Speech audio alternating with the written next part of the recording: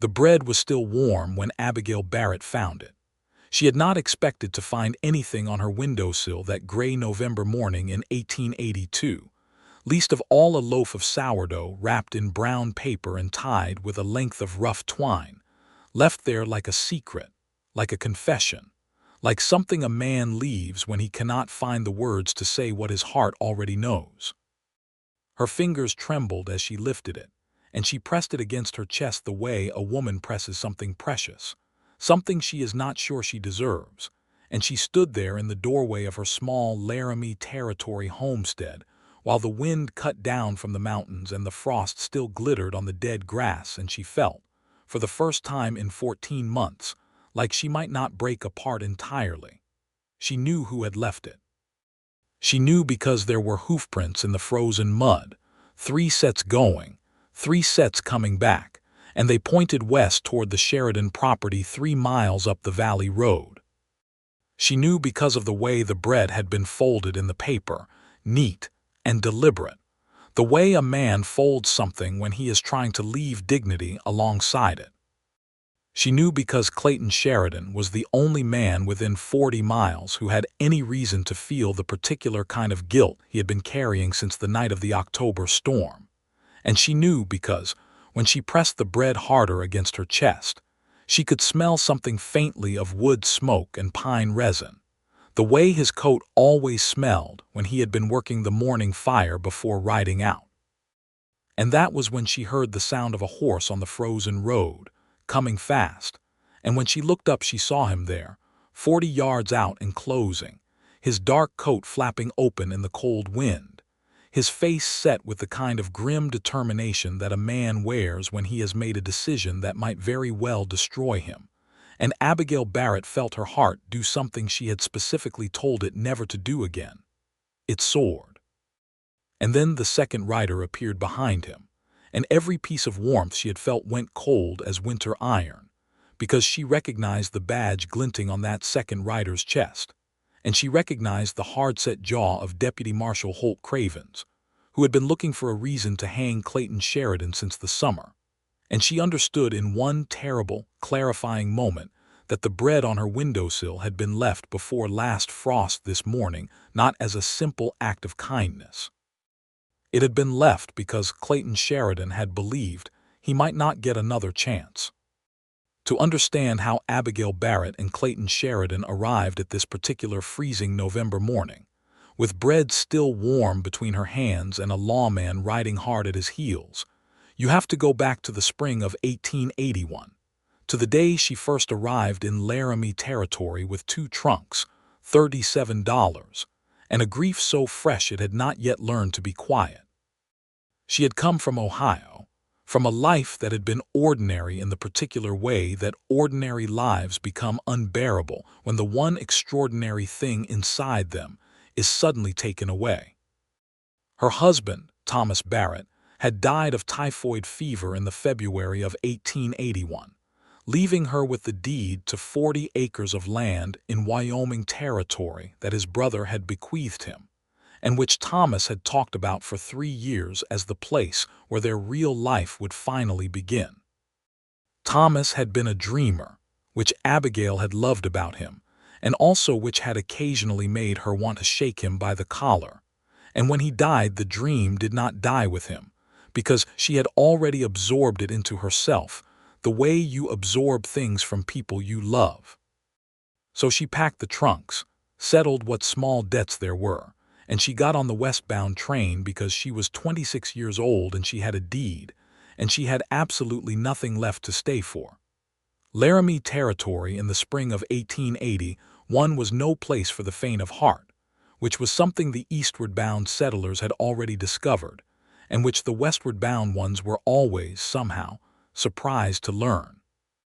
The land was big and it was beautiful, and it was entirely indifferent to whether you lived or died, and the nearest town of any real size was a 2-hour ride from Abigail's property, which sat in a wide valley flanked by the kind of mountains that made a person feel appropriately small.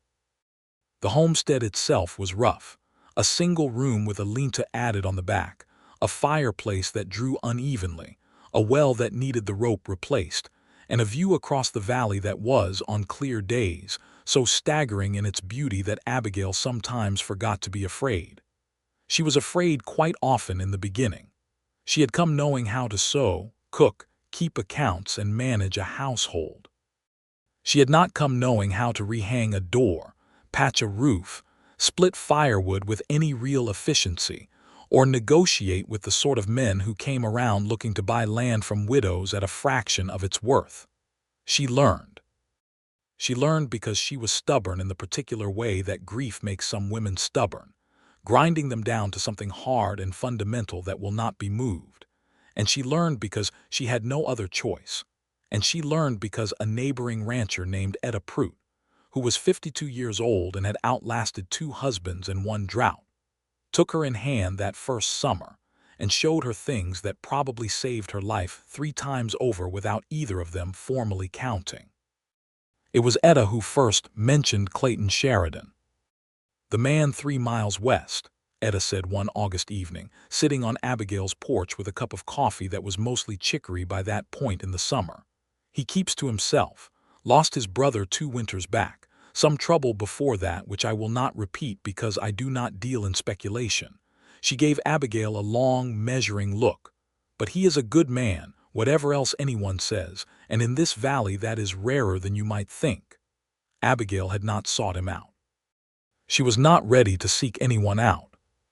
She was still in the phase of grief where the primary emotion is a kind of exhausted ferocity, where you are just managing the daily survival of yourself, getting through the splitting of the wood and the patching of the roof and the replanting of the kitchen garden with such concentrated effort that there is no room left for anything as complicated as another human being.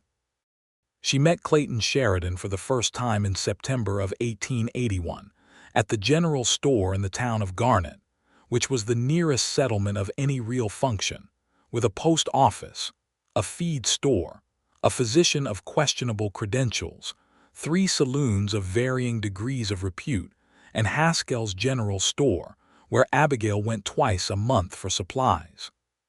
He was ahead of her in the line at the counter, a tall man with dark hair that had grown somewhat past the point of deliberate choice, wearing a coat that was well-made but old, and he was arguing in a low, controlled voice with old Gerald Haskell about the price of flour.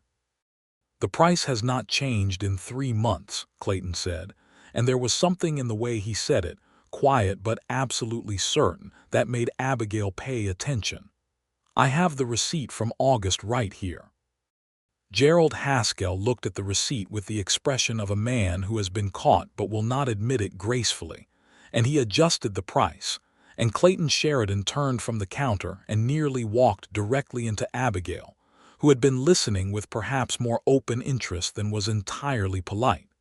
He stopped.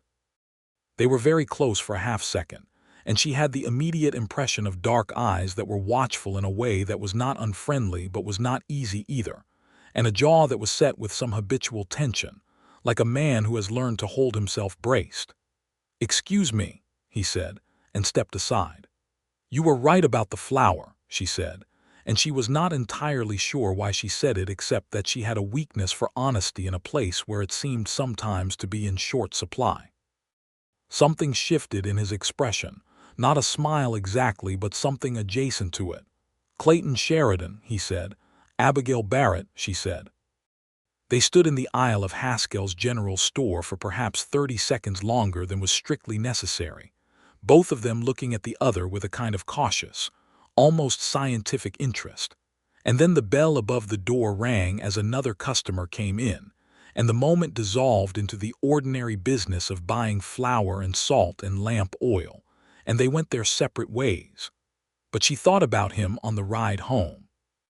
She thought about the set of his jaw and the way he had argued about the flour receipt with that quiet certainty, and she filed the impression away in the part of herself that was still, underneath the grief and the exhaustion and the daily work of surviving, very much alive.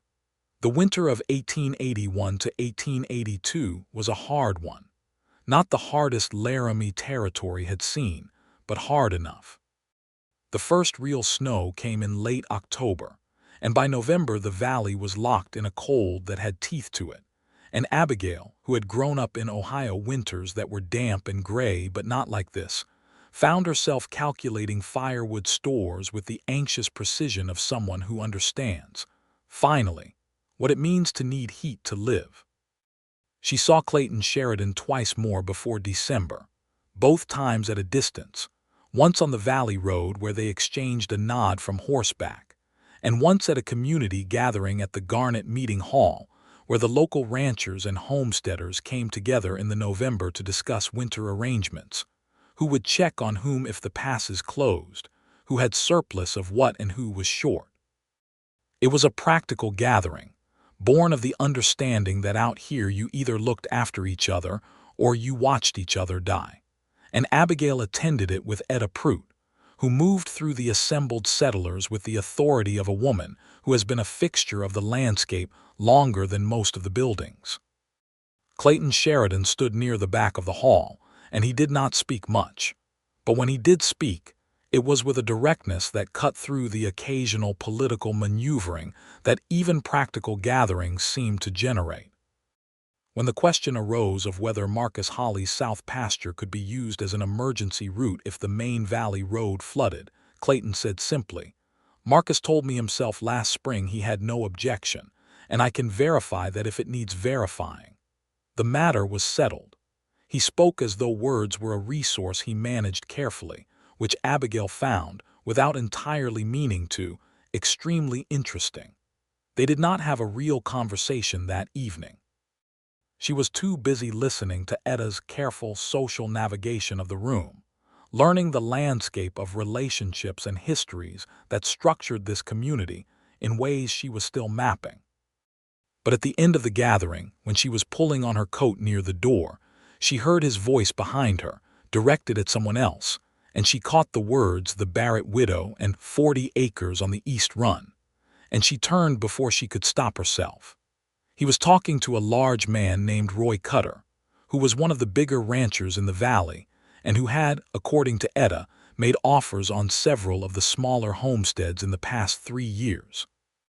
Clayton's voice was still low, but its quality had changed. There was something protective in it that Abigail could not quite decode from the fragment she had heard, and when Clayton caught her eye across the room, there was a moment of charged stillness. And then Roy Cutter turned and looked at her with an appraising expression that she did not like. And then the moment ended. She thought about it riding home under a sky that was dense with stars and thick with cold. She thought about it and then told herself firmly that she was reading into things, that she had been alone long enough to begin manufacturing significance from ordinary moments. And she went to bed and dreamed about Ohio and Thomas, and woke up crying in the way that still happens sometimes without warning. December came and brought the cold down hard, and Abigail's primary relationship with the outside world became a kind of war of endurance. She had laid her firewood stores well, following Etta's instructions exactly, and she had enough food to last the winter if she was careful, and she had the strange, stripped-down piece of a person who has simplified their life to its essential components: wake, fire, water, eat, work, sleep, repeat. There was something almost meditative about it, though she would not have used that word, and there was also something desperately lonely about it that she worked very hard not to examine too closely. She heard about Clayton Sheridan's past for the first time in December from Etta, who had reconsidered her earlier position about not dealing in speculation, and had apparently decided that Abigail needed the information for practical reasons. "You should know," Etta said, "because Roy Cutter will tell you a version of it eventually, and I would rather you had the real one first." The real one was this. Clayton Sheridan had come to the valley in 1878, 4 years earlier, with his younger brother James. They had come from Kansas, from a situation that Etta described as troubled and that Clayton had never fully explained, and they had built their ranch in the 3 miles west and worked it steadily, and kept to themselves in a way that the community had ultimately respected, if not fully understood. In the winter of 1879, there had been an incident. Roy Cutter's men had been accused of running stolen cattle through the valley, and Clayton Sheridan had been among several men who had witnessed something that they gave evidence about to the territorial marshal. Roy Cutter had never been formally charged, but two of his hands had been, and Cutter had never forgiven Clayton for the testimony. In the winter of 1880, James Sheridan had been found dead in the pass road, officially frozen, officially an accident. Clayton had not believed it was an accident, and he had said so to anyone who would listen, which was the beginning of his trouble with Deputy Marshal Holt Cravens, who was, Etta said with a carefully neutral expression, a man whose career advancement had certain inconvenient connections to Roy Cutter's goodwill. "So Cravens wants him gone," Abigail said. "Cravens wants him quiet," Etta said. "Gone would be a bonus." Abigail sat with this information for a long time after Etta left, sitting by her fire with her hands around a cup of coffee and the wind outside, doing something theatrical against the shutters. She thought about Clayton Sheridan standing near the back of the meeting hall, not speaking much, holding his words like something precious, and she thought about him arguing about the flour receipt with that quiet certainty, and she thought about the fragment she had overheard with Roy Cutter, and she thought that grief made you recognize certain things in other people, the way one tuning fork responds to another. He was carrying something very heavy, and he was carrying it alone. She did not allow herself to think anything further than that, but she noticed the thought, and she was honest enough with herself to note that she had noticed. The new year came in 1882 with a blizzard that kept Abigail inside for 4 days. And when it broke and she got outside, she found a fence post had come down in the south corner, and one of her chickens had gotten out and frozen, which was the sort of small disaster that in Ohio would have been an inconvenience and in Wyoming territory felt like a personal attack. She repaired the fence herself, in cold that made her fingers numb through her gloves, using the techniques Etta had shown her, and when she was done she stood back and looked at it and felt the particular satisfaction of a thing done by your own hands that you did not know you could do. She was still standing there, catching her breath, when she heard a horse on the road and looked up to see Clayton Sheridan riding past at a distance. He slowed. She raised a hand, more reflex than intention. He veered off the road and came across the frozen ground toward her, and she watched him come with her heart doing something she categorically refused to acknowledge. He looked at the fence post. He looked at her. "You did that yourself," he said, and it was not a question. "I did," she said. "It is straight," he said, which she understood to be a significant compliment. They stood in the cold together for a moment, and then he said, "I have tools for the soft wood sections of fence if you need them, better than the standard mallet for the frozen ground." She said she would appreciate that, and he said he would bring them, and he did, 2 days later, leaving them on her porch without knocking. She used them, and they were, as he had said, much better. She left them back on his porch when she was finished, also without knocking, wrapped in a cloth against the weather, and found that she had, without fully planning it, begun a kind of communication that suited both of them. It was a language of practical things at first. The tools.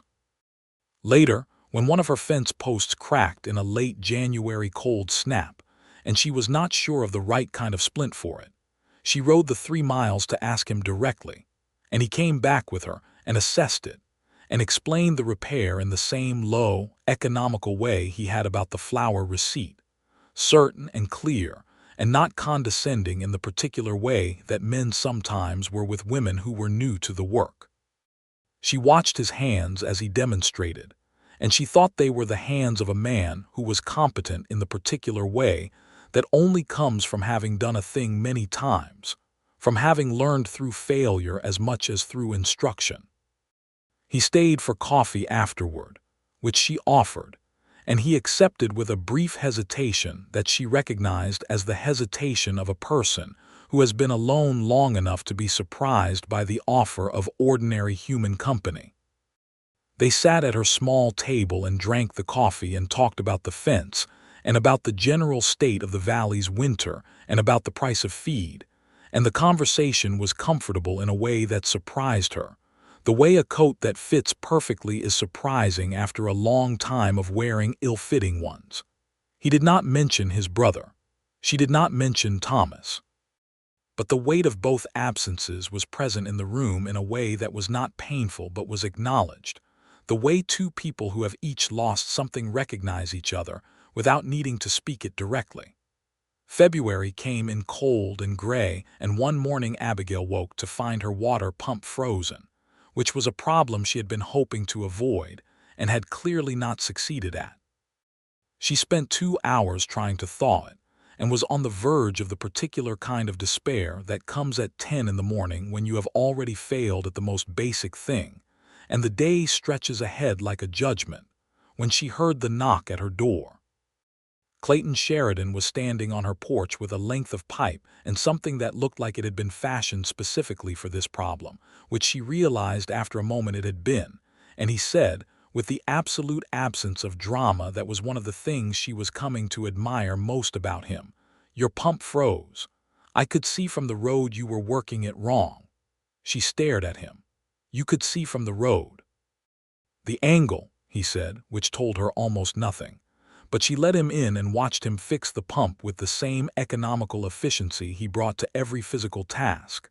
And while he worked, she found herself studying the back of his neck and the particular way he held his shoulders, and she thought, "I am in serious trouble here." And then she thought, "I have been in serious trouble for some time." She asked him, when the pump was working and they were back inside with the coffee that seemed to have become a feature of their interactions, "How long have you been managing this land alone?" He was quiet for a moment. 2 years, he said, and she heard everything that was in those 2 years, the same everything that was in her 14 months, and she thought that grief was a country and that sometimes you met someone there who understood the geography. "It gets easier," she said, because it was what Etta had told her and because she was starting slowly to believe it.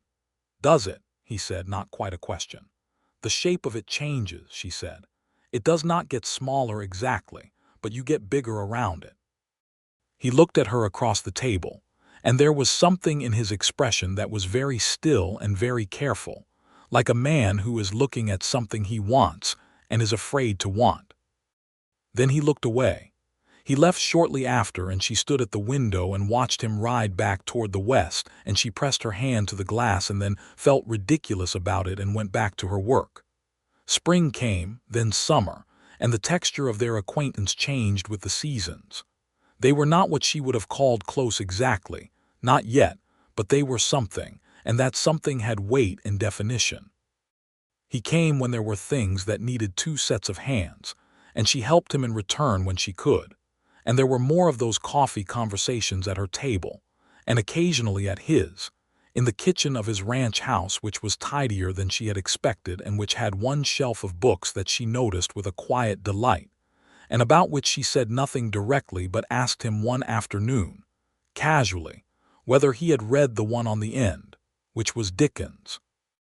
And his expression when he realized she had been looking at the shelf was the most purely open expression she had yet seen on his face, a kind of surprised pleasure, like a man who has kept a thing private so long that the discovery of it is almost alarming in its relief.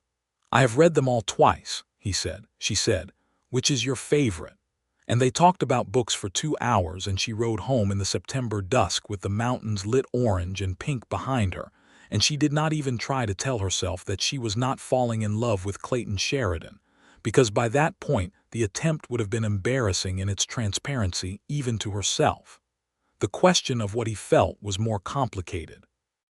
He was a man of great discipline in his feelings, not cold, she had learned, but contained, in the way a river is contained by the landscape it has cut through time, shaped by what it had passed through. He was kind to her with a consistency that had the quality of decision, as though he had chosen to be kind the way you choose a direction, and then committed to it entirely. But whether that kindness was the kindness of a neighbor, of a friend, or of something else was a question she had not been able to answer with confidence, and she was not entirely ready to ask it directly. And then the October storm came, and the question of what Clayton Sheridan felt became, temporarily, irrelevant, because other things became much more urgent. The storm had been building for 3 days. Visible in the way the light changed over the mountains, and the way the livestock got uneasy. And the experienced people in the valley had been laying in supplies and battening things down, and watching the sky with the careful attention of people who know that the sky has opinions and those opinions are final. Abigail had done everything she knew to do, and then spent the night of the storm listening to it come apart outside her walls. The wind, a sound like the valley itself, was shouting, the cold driving in around the door frame, no matter how she had packed it. She was not in danger from the storm itself. Her house was sound, and her firewood was adequate, and she was well enough stocked. The danger came the next morning, when the storm had settled to a heavy driving snow, and she went to check on her horse, who was in the small stable she had built the previous spring, and found that the stable roof had partially collapsed under the weight of the snow that had drifted against it overnight. The horse was not hurt, but she was trapped inside the stable with a section of roof sitting on the upper stall rail and more snow still coming, and she did not have the lumber or the tools to address it alone. She got the horse out through the gap and secured him to the porch post, and then she stood in the yard in the driving snow and thought very carefully about her options. She could ride to Garnet for help, which was 2 hours in this weather, and would mean leaving the structure to deteriorate further. She could try to address it herself, which she assessed honestly as likely to make things worse. She could send for Clayton Sheridan. She had not been in the habit of sending for him specifically. Their arrangement had been reciprocal and roughly equal, the way she preferred it, the way that did not feel like dependence. But she was standing in a yard in a blizzard looking at a collapsed roof, and the practical assessment was clear. She tied a note to the horse's saddle, wrapped herself in every layer she owned, and rode the 3 miles to his ranch in the worst weather she had ever been in, the horse picking its way carefully through the drifts, the wind so strong it was genuinely difficult to maintain a direction. She arrived half frozen, and she knocked on his door, and when he opened it, his expression went immediately from composed to something else, something alert and urgent, and before she could even hand him the note he had his coat. They worked on the stable for 4 hours in the snow, and he was methodical and calm, and showed her how to shore up the remaining structure before they addressed the collapsed section. And they worked side by side in the cold without wasting words on anything that was not directly relevant to the task, and it was done well before dark. They stood back in the last of the gray light and looked at it, and it was solid, and she was so cold she was shaking slightly, and he looked at her and said, "Come inside and get warm before you ride back." She followed him in, and they stood by his fire, and she slowly stopped shaking, and he made coffee and they sat at his table, and she thought about what Etta had told her about James, about the winter road, about Roy Cutter and Holt Cravens, and she thought about the shelf of Dickens books and the flour receipt and the pump and the fence tools left on her porch, and she thought, I want to know everything about this man, and I want him to know everything about me, and I am not afraid of that anymore. She said, "Tell me about James." The silence after that was very long, and she was afraid she had pushed too far too soon, and then he set his coffee cup down and said, "He was 24 when he died. He liked horses better than people, which I always thought was sensible. He could whistle any bird he had heard. He was afraid of nothing, which was partly courage, and partly the particular arrogance of young men who have not yet been shown what the world can do." His voice had changed while he spoke. Something in it had come down from its usual careful management, and she could hear the grief and the rage and the love all twisted together in it, the complicated sound of a man speaking about something he has carried alone for 2 years. "Do you believe Roy Cutter was responsible?" she said. "I know Roy Cutter was responsible," he said. "I cannot prove it in the way that would satisfy a territorial court, which is the particular hell of knowing something you cannot make official." She said, "Is that why Cravens watches you?" He looked at her. "You know about Cravens." "Etta told me some things," she said. "You know that I am not a safe person to be associated with," he said, and his voice had gone careful again, managed again, but underneath it she could hear something that was almost a question.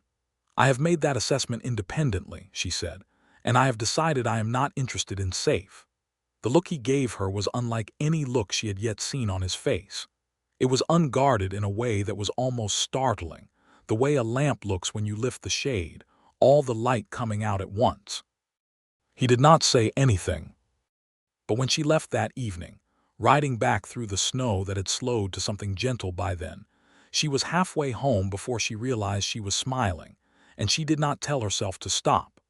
November came, and with it the cold that had real winter in it, and it was in this November that the thing with Deputy Marshal Cravens came to its crisis. The trigger was an accusation, which was what Abigail had been afraid of because accusations were the tool of men who could not use evidence. Someone, and she had a fairly clear idea who, had told Cravens that Clayton Sheridan had been seen crossing the South Pass with Roy Cutter's cattle. It was, as anyone who actually knew Clayton would have understood immediately, a complete fabrication, but Cravens had papers from the territorial marshal's office and the particular kind of righteous authority that comes with a badge and a bad conscience, and he had ridden to Clayton's ranch and delivered an official notice that Clayton was to appear in Garnet within the week to answer questions regarding the alleged theft. Clayton had told Abigail about it that same afternoon, riding to her homestead with the notice in his hand, and his expression controlled to the point that she could only read it by knowing him as well as she had come to know him, which was to say, quite well. He sat at her table and placed the notice between them and said, "This is Cutter. He has decided that using Cravens is cleaner than the pass road method." She read the notice. She looked at him. "Can you prove where you were during the time they are alleging?" "I was here," he said, "on my ranch, alone, which is as useful as no alibi at all." She thought about this carefully. She thought about what she knew of Garnet, of the territorial court system, of the men who would sit in judgment of Clayton Sheridan if this went as far as a formal proceeding. She thought about Roy Cutter's influence in the valley and about Holt Craven's investment in a certain outcome, and she thought that this was a trap that had been constructed specifically to eliminate the one man who had ever given testimony against Roy Cutter.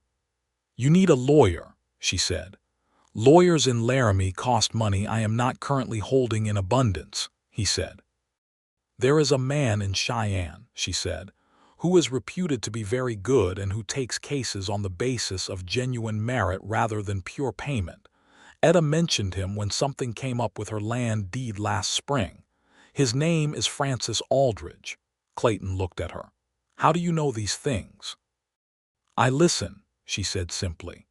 She sat down and wrote the letter to Francis Aldridge that afternoon, with Clayton present, and she wrote it carefully and well because she had been a good writer since school, and because the stakes were high enough to deserve her best effort.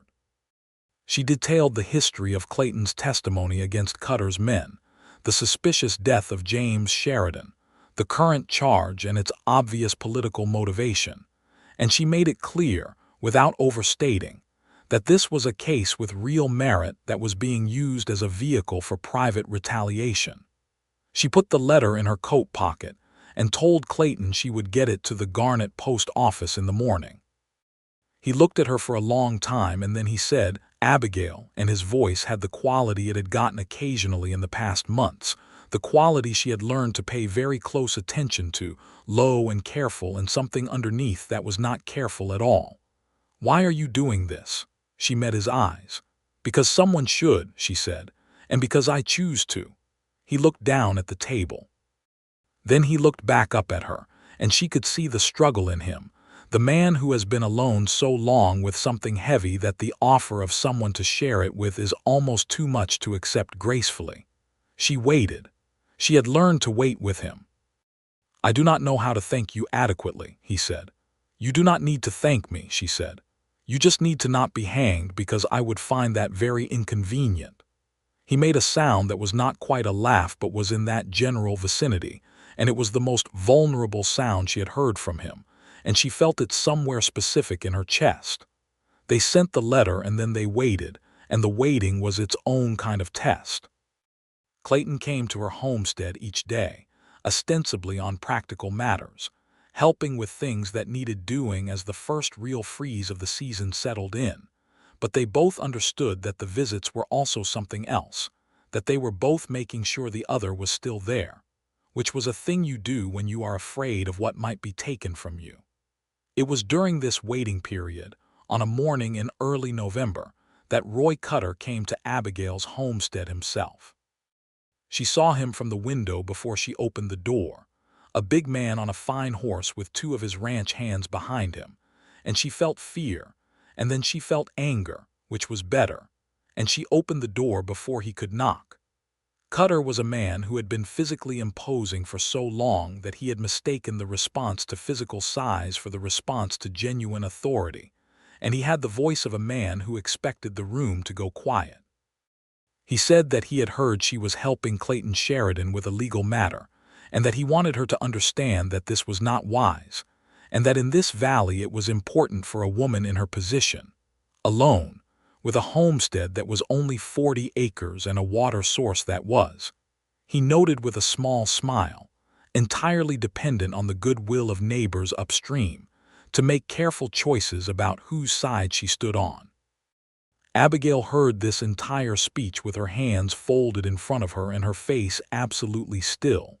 When he was finished, she said, "Mr. Cutter, I have two things to say. The first is that I am not in the habit of choosing sides based on threats to my water supply. The second is that if you have made a threat to my water supply, I will note it carefully and make sure it is mentioned in the correspondence I have already sent to Francis Aldridge in Cheyenne, who I understand has a particular interest in the manner in which the larger landholders in this territory manage their relationships with the smaller ones." The name Francis Aldridge produced a small but gratifying change in Roy Cutter's expression. He had not expected her to know that name. She could see him recalibrating, and she held very still and kept her face calm and let him recalibrate without interruption. He left without saying anything more, and when she heard the horses on the road she went back inside and sat down and noticed that her hands were shaking, and she pressed them flat on the table and breathed steadily until they stopped. She did not tell Clayton about the visit immediately. She wanted to be sure she had the shape of it clear in her own mind before she introduced it into the situation, which already had enough shape to manage. She told him 3 days later, carefully and completely, and he listened without interrupting, and when she was finished, there was a silence that had something dangerous in it. "He threatened your water," Clayton said. "He made an implication regarding my water," she said. "I addressed it." "I heard how you addressed it," he said, and his voice was tight in a way she had not heard before, a different kind of tight than his usual control, less managed. "You should not have had to address it." "No," she said, "I should not have, but I did, and it is addressed." He stood up from the table and went to her window and looked out at the valley, and she watched him, and she could see the tension in his back, the particular shape of a man who is angry and ashamed in equal measure, angry at the situation and ashamed that the situation involves someone he cares about being threatened. "Clayton," she said. He turned. "This is not your fault," she said. "Roy Cutter is Roy Cutter's fault. Holt Cravens is Roy Cutter's fault. Your brother's death is Roy Cutter's fault. None of this is yours." He looked at her for a long moment, and something shifted in him. She could see it shift, the way something releases under pressure when enough of the right kind of pressure is finally applied. "You say things," he said, "with such complete certainty." "I am certain about this," she said. He crossed the room in 2 steps, and he took her hands in both of his, which he had never done before, and she felt the warmth of his hands around hers and looked up at him and saw everything she had been trying not to see in his face, the thing he had been containing and managing for months, coming out through every careful line of his expression. "Abigail," he said very quietly, "I need you to know something." "Tell me," she said. "I have not been coming over here only for the fence and the pump in the roof," he said. "I know," she said. "I have been coming over here because—" He stopped, and she could see him looking for the words, the man who measured words and found he was short of them. "Because when I am here I feel like the thing I have been carrying for 2 years is not as heavy. And I did not know what to do with that, because I did not think I had the right to ask someone to share the weight of what I am carrying when Cutter and Cravens are still part of the picture. She turned her hands over and held his. "You are not asking me to share it," she said. "I am choosing to." He was very still for a moment, looking at her with that unguarded expression, the lamp with the shade lifted, and then he said very softly, "I think I have been falling in love with you since you told me I was right about the flower."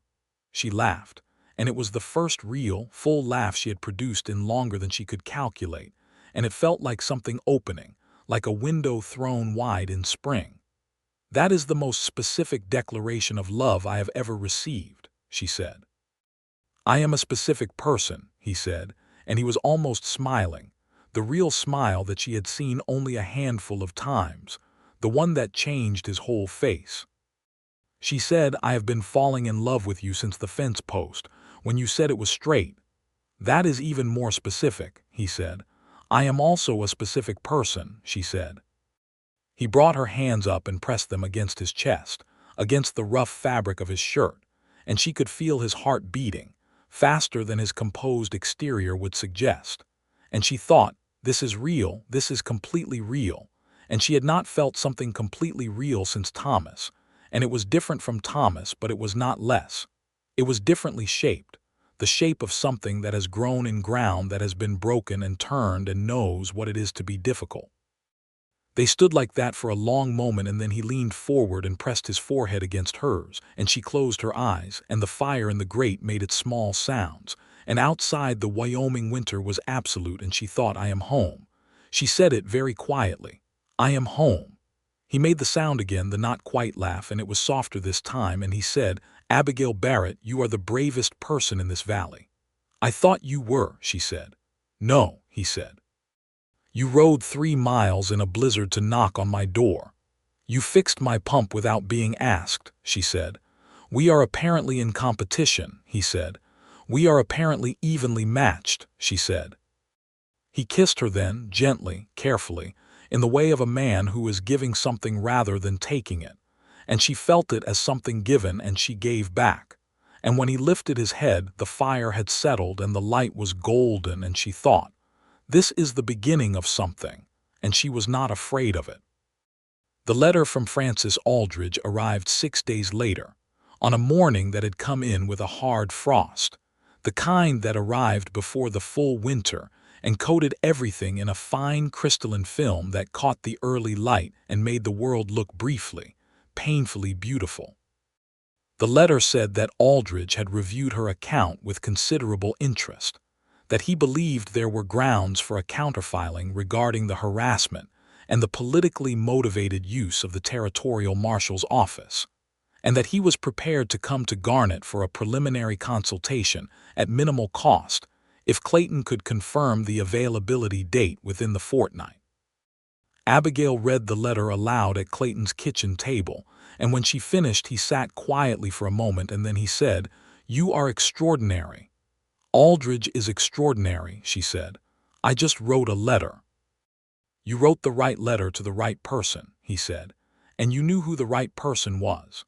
She looked at him across the table, and she thought about how far they had come, from the flour receipt in Haskell's store to this kitchen table with a letter that might finally give him something resembling justice, and she felt the full weight of it, the grief and the work and the careful accumulation of small kindnesses that had built into something she would not trade for anything. "Clayton," she said, "what will you do if this resolves, if Cravens backs down and Cutter is finally held to account?" He looked at her steadily. "I will go on living in this valley," he said. "I will go on working this land." He paused. "And I would very much like to do those things with you if you are willing." She held his gaze. "Is that a proposal?" she said. "It is a very preliminary indication of intention," he said, "which I recognize is somewhat short of a full proposal." "It is extremely specific," she said. "I am working up to it," he said. "Take your time," she said. They sent the reply to Aldridge that afternoon, and it was while Abigail was riding home in the early dark that she thought about the nights ahead, about the winter coming, about Clayton 3 miles west in his ranch house with the shelf of Dickens and the careful hands, and the things he felt so large that he had learned to carry them in perfect silence, until she had, apparently, become the person he trusted to hear them. She thought about him riding through the pre-dawn freeze to leave bread on her windowsill. She had not thought about that for a few days in the press of the Cravens' business, and now the memory came back full and clear, the warm bread in the brown paper, the hoofprints in the frozen mud, the way she had held it against her chest in the doorway. She had not yet asked him about it directly. She understood instinctively that it needed to be asked at the right moment, not because it was a difficult topic, but because some things deserve to be addressed when there is full space for them. She had been thinking about asking him when she had looked up from the doorway and seen him on the road with Cravens behind him. The memory of that fear came back to her on the evening road, and she pressed it down and told herself that Aldridge was coming, and the situation had a shape now that it had not had before. And she arrived at her homestead and lit the lamp and started the fire and went through her evening routine with a steady, careful focus. And just before she went to sleep she thought, I need to know why he rode 3 miles in the dark and the cold to leave bread on my windowsill. She asked him the following morning. She rode to his ranch in the blue-white early light, the kind of morning that was so cold and clear it almost hurt to look at it, and she knocked on his door and he opened it looking unsurprised to see her, which meant he was beginning to expect her, and she found she liked that very much. She said, "The bread." He was still for a moment. "Come in," he said. She came in and sat at the table and he made coffee and sat across from her and she waited.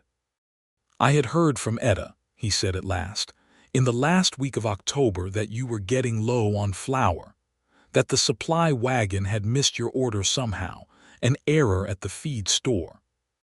I also heard that you had told Etta you were managing fine, which I understood to mean you were too proud to ask for help, which I understood perfectly because I would have done the same."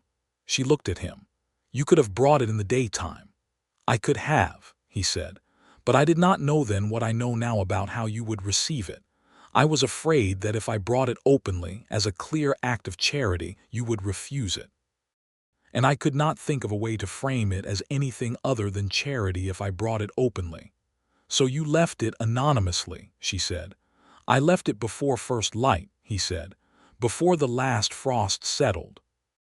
I rode out at 4 in the morning in the dark and the cold, and I left the bread and I rode back, and I spent the entire day trying not to think about whether you had found it and whether you knew it was from me." She looked at him for a long time. She thought about the weight of that act, the 3 miles in the dark at 4 in the morning in the November cold, the careful wrapping in brown paper, the loaf left on the sill without name or explanation, just bread, just the specific desire to make sure she had enough, delivered in the way that would not hurt her pride. She thought that she had never been loved with such careful, specific consideration in her life, and she felt it like warmth, like the fire catching, like spring after a very long winter. "You rode 3 miles in the dark," she said, "in a frost to leave bread on my windowsill so that I would not feel like a charity case." "Yes," he said. "Clayton Sheridan," she said. "That is the most romantic thing anyone has ever done for me." He looked slightly startled, as though he had expected a different response, something more practical, and she stood up from the table and went around to his side, and he turned in his chair, and she put her hands on either side of his face, his jaw rough under her palms, and she leaned down and kissed him with the full intention of a woman who knows exactly what she wants and has decided to stop being careful about wanting it.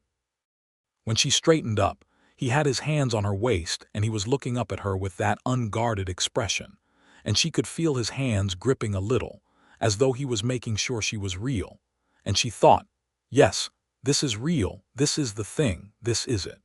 Francis Aldridge arrived in Garnet 10 days later, a small, sharp man from Cheyenne with spectacles and an air of compressed intelligence that immediately made Abigail feel that the letter had worked exactly as intended.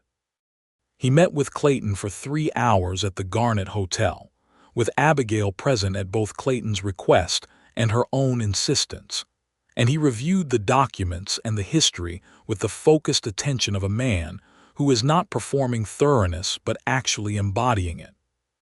He said that the case against Clayton was built on evidence so thin it was functionally transparent, that the timing of the accusation in relation to Clayton's original testimony was legally relevant and he could make it so, and that Roy Cutter had, in his assessment, substantially overplayed his hand by threatening a second party, meaning Abigail, whose account of the water supply implication was, he said, particularly useful.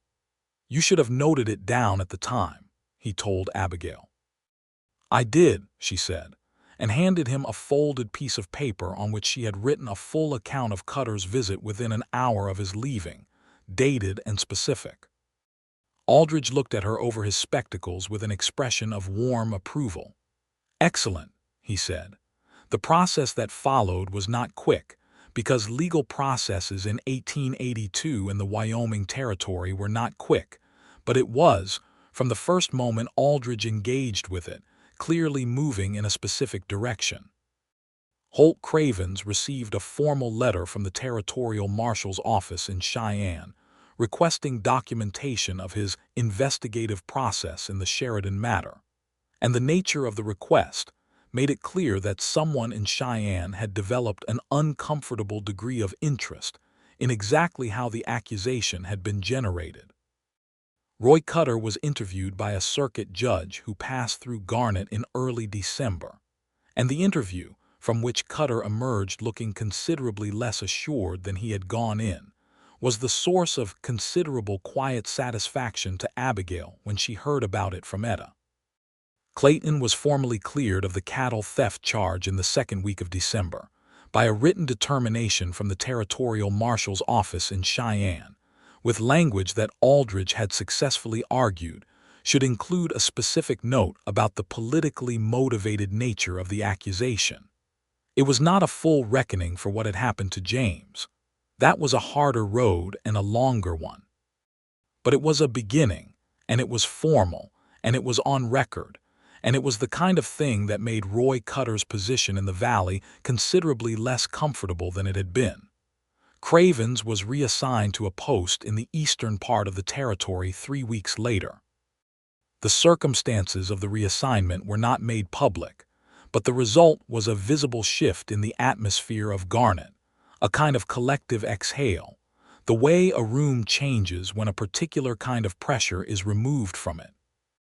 On the evening of the day the clearance papers arrived, Clayton rode to Abigail's homestead and knocked on her door, and when she opened it, he was standing on her porch in the December cold with the papers in his hand, and an expression she had never seen on his face before, which was something close to peace, the specific kind of peace that comes not from the absence of difficulty, but from the resolution of something that has been unresolved for so long that its resolution feels almost unreal. She looked at his face and she felt her eyes fill, which surprised her, and she thought about Thomas, and about the dream of the West that Thomas had never gotten to live.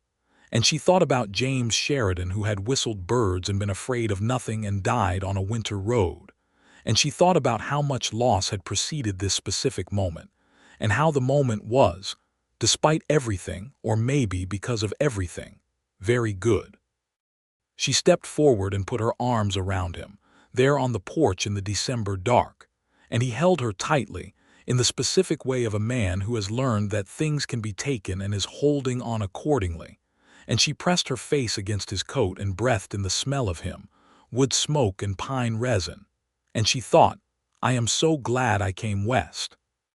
He proposed to her on New Year's Eve of 1882, which was not a grand occasion in the Laramie Territory sense, no ballrooms or orchestras, but was rather a quiet evening at his ranch with a fire and a good meal that they had prepared together, and the shelf of Dickens' books, and the particular profound ease of two people who have come through something difficult and arrived, intact, on the other side of it. He got down on one knee in front of the fire, and he held both her hands, and he said, "Abigail Barrett, I would like to offer you a highly specific and thoroughly considered request. I would like you to marry me.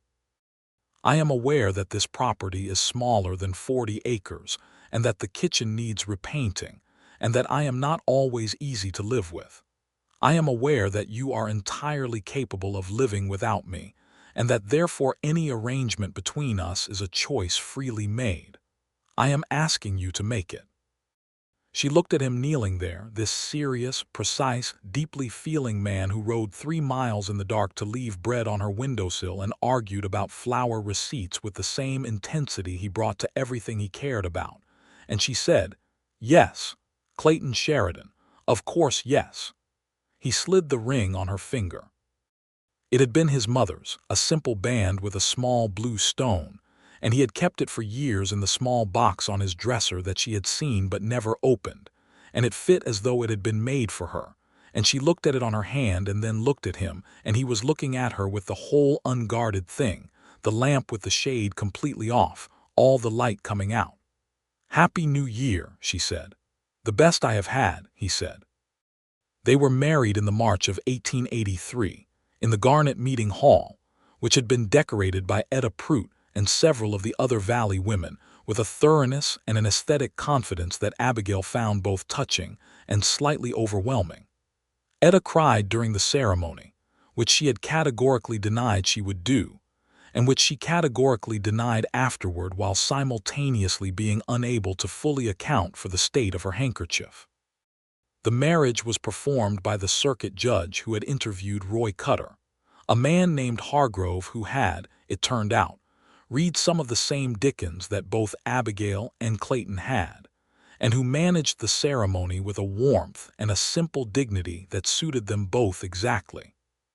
Francis Aldridge sent a wedding gift from Cheyenne, which was a book on land rights in the Wyoming Territory with a note that said, in his compressed, intelligent hand, that knowledge was the best protection and that he expected them to thrive, and that he was glad the letter had been written by someone who knew how to write it. They moved Abigail's things into the ranch house in the spring, not because her 40 acres was abandoned, but because the properties were now jointly held and jointly worked, and her land continued to be managed as pasture and garden that made the combined operation substantially more viable than either had been alone. It was, as Clayton observed, extremely efficient, and Abigail said that it was also rather wonderful, and he agreed that the two things were not mutually exclusive.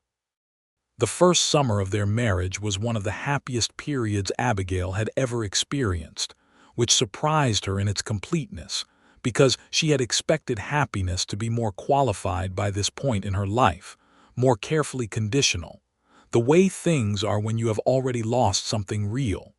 But it was not qualified. It was full and present and daily, in the specific way of happiness that is built from small things rather than large ones, from the coffee at the kitchen table in the morning, and the shared work of the ranch and the evenings reading by the fire, and the conversations that ranged from the practical to the profound without any particular warning, and in which she consistently discovered new dimensions of Clayton Sheridan that she had not yet mapped. He was funny, in a way that was so dry it was sometimes possible to miss it entirely, and when she caught it she would look at him and he would look back with the almost smile and she would think, "I am the luckiest woman in this valley." He was also still grieving James, in the particular ongoing way of grief that does not end but changes shape over time, and she understood this because she was still grieving Thomas in the same way, and they had learned to hold both of those presences in their life together without letting them cast shadow, to speak of the dead with love and without flinching, to tell the stories so that the people stayed real and close rather than distant and sanctified. She told Clayton about Thomas's dream of the West, about how he had talked about Wyoming Territory for 3 years with the enthusiastic specificity of a man who has read more about a place than he has seen, and Clayton had listened with the careful attention he gave to everything she said, and at the end he said, "He sounds like a man who understood that the thing he was looking for was real, even if he did not get to find it. He would have liked you," she said. "He liked people who argued about things." "I am glad he had the dream," Clayton said, "even if it was yours to live." She held that for a long time. The following autumn, in September of 1883, Abigail told Clayton she was expecting their first child. She told him in the kitchen in the morning, in the way that she had come to deliver most important information, directly and specifically, without elaborate preparation. She watched his face go through several things very quickly: surprise and then a deep, quiet joy that was different from any expression she had yet seen, a new one. And she understood that she was seeing the particular joy of a man who had thought the future might not hold good things and was being shown otherwise. He stood up from his chair and came around to her and held her face in both hands, the way she had held his that morning after he told her about the bread, and he looked at her for a long moment, and then he pressed a kiss to her forehead and then to her lips and then said against her hair, "I had not hoped for this." "I know," she said, "but here it is." "Here it is," he said. Their son was born in the April of 1884, which was a hard birth and a long one, attended by the Garnet physician and by Etta, who was ferociously competent throughout in the specific way that she brought to every challenge. Clayton was not in the room for the birth itself, which was the custom, and Abigail heard him pacing the kitchen for 6 hours with a steady, controlled rhythm that she found, in the intervals between the difficult parts, deeply comforting, the sound of a man who is containing his fear for her sake and doing it as well as it can be done. The baby was healthy and loud, which the physician said was excellent, and they named him James Thomas Sheridan, the two names sitting together on the page of the family Bible where Clayton wrote them with his careful, deliberate hand. And she watched him write them and understood exactly what the combination meant to both of them. James Thomas grew into a child who had his father's dark eyes and his mother's particular stubbornness, and a set to his jaw that made people smile, because it was so exactly like Clayton's that it produced a kind of temporal doubling, the present and the past visible simultaneously. He was a cheerful, industrious child who had learned very early that the question of who his father was not complicated, but was rich, meaning that Clayton Sheridan was a man who showed up, who fixed things, who arrived before the frost if something was needed, who sat for hours reading aloud if you were sick, who was not easy but was entirely reliable. And James Thomas grew up understanding that reliability was love and that love was a verb. Roy Cutter sold his holdings in the valley in 1885 and moved further west, which was the kind of resolution that was not justice exactly, but was functional. The investigation into James Sheridan's death had not produced the formal finding that Clayton had wanted and might never produce, but the official record of the politically motivated accusation against Clayton, combined with Aldridge's ongoing work, and the increasing attention of the territorial administration to the manner in which certain larger landholders had been operating, had made Cutter's position in the valley untenable. He left without ceremony and without acknowledgement, which was its own kind of statement. Clayton stood on the porch the morning after he heard the news, looking west toward where Cutter's property was, and Abigail stood beside him with James Thomas on her hip, and after a long quiet moment Clayton said, "It is not everything." "No," she said, "but James is on record," he said. "That his death was not accidental is on record, whatever they call it officially." "It is," she said. "That matters," he said. "It matters enormously," she said. He looked at her and she saw the same complicated mix that had been in his voice the night he talked about James for the first time, grief and rage and love all together. But the proportions had shifted, the grief still real but less sharp, the rage quieter, the love stronger. He put his arm around her and she leaned against him, and James Thomas reached out and grabbed a fistful of his father's shirt in the way that small children claim what is theirs, and Clayton made the not quite laugh and covered the small hand with his big one. And they stood on the porch in the Wyoming morning, and the mountains were lit with the particular gold of early autumn, and the valley stretched out before them, enormous and beautiful and entirely indifferent to whether you lived or died, but made livable, made meaningful, by the people who chose to stay in it and care for each other. Etta Prout came to dinner every Sunday, which had been the case since shortly after the marriage, and which had settled into the comfortable permanence of a real family arrangement, which is what it was.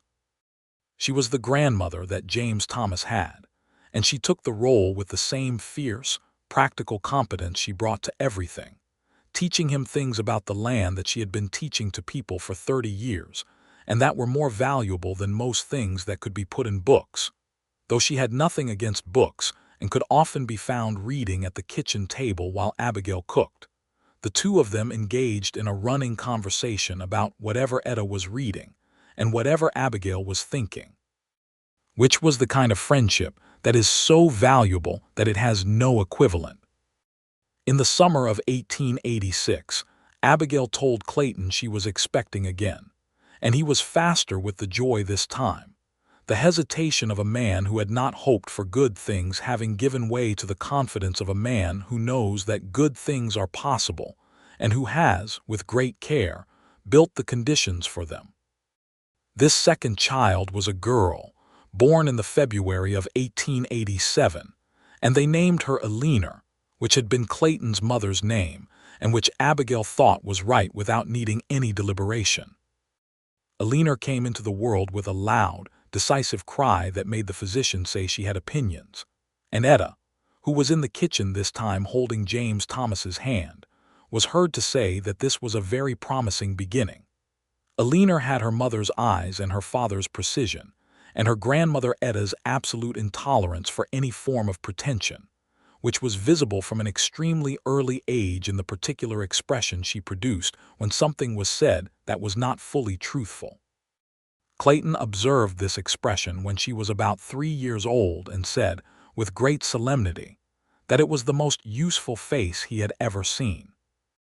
The house had to be expanded in 1887, which was a project that Clayton undertook with the methodical pleasure he brought to physical work, and which James Thomas, now 3 years old, supervised from a position of intense, concentrated observation that his parents found both adorable and occasionally hazardous, because it involved standing in exactly the places where work was being done.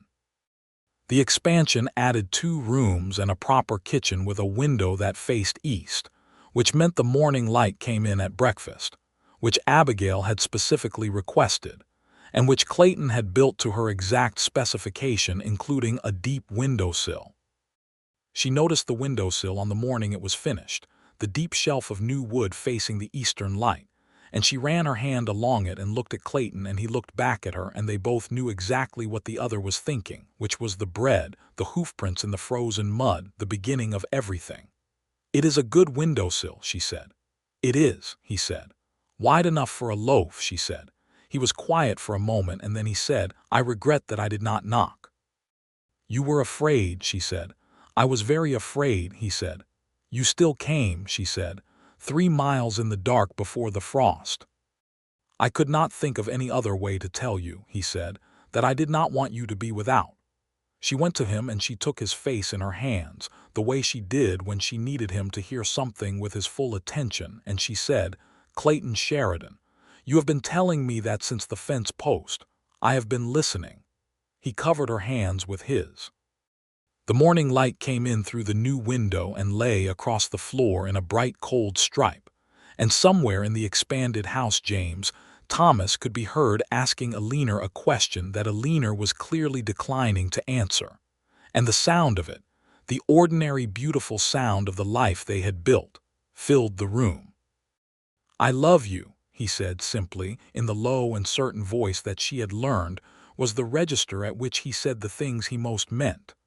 "I love you," she said. They stood like that in the morning light, and the wide windowsill caught the sun and held it. In the years that followed, the valley filled in gradually with more settlers, more families, more of the ordinary human infrastructure of a place becoming permanently inhabited.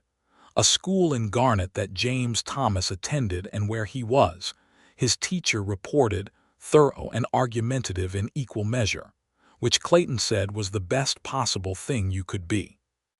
A second physician arrived, younger and better credentialed than the first, who became a friend to Abigail in the way that she collected friends, carefully and permanently. Etta Prout outlasted 2 more Wyoming winters than anyone had expected she would, and when she finally died in the spring of 1891, It was in her own bed at her own property, with Abigail holding one hand and Clayton sitting by the window. And she had been reading right up until the week before. And she died as she had lived, which was entirely on her own terms and without any unnecessary drama. Abigail cried for a week, quietly, in the way she had learned to grieve, and Clayton was present through all of it in the way he was present for everything she needed, steadily and without making it about himself. And when the week was over, she felt the shape of the grief settle into the same place where Thomas lived and where James Sheridan lived, the people she carried forward.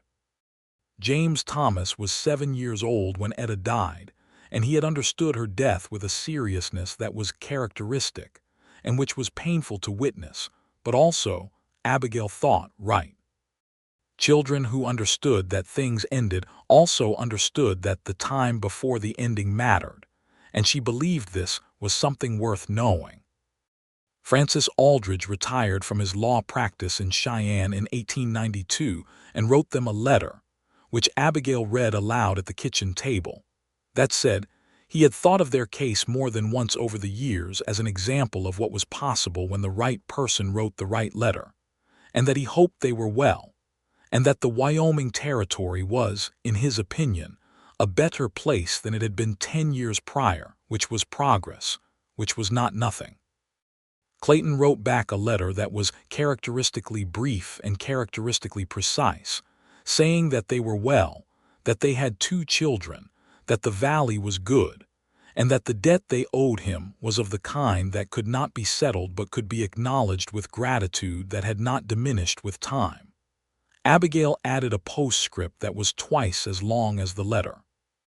Eleanor, at 4 years old, had drawn a picture on a separate piece of paper that they included on the grounds that Aldridge deserved to see exactly what they had built, which was a house with a large window and several figures of varying artistic success, and a horse that might also have been a dog and a sun that was very decisively circular.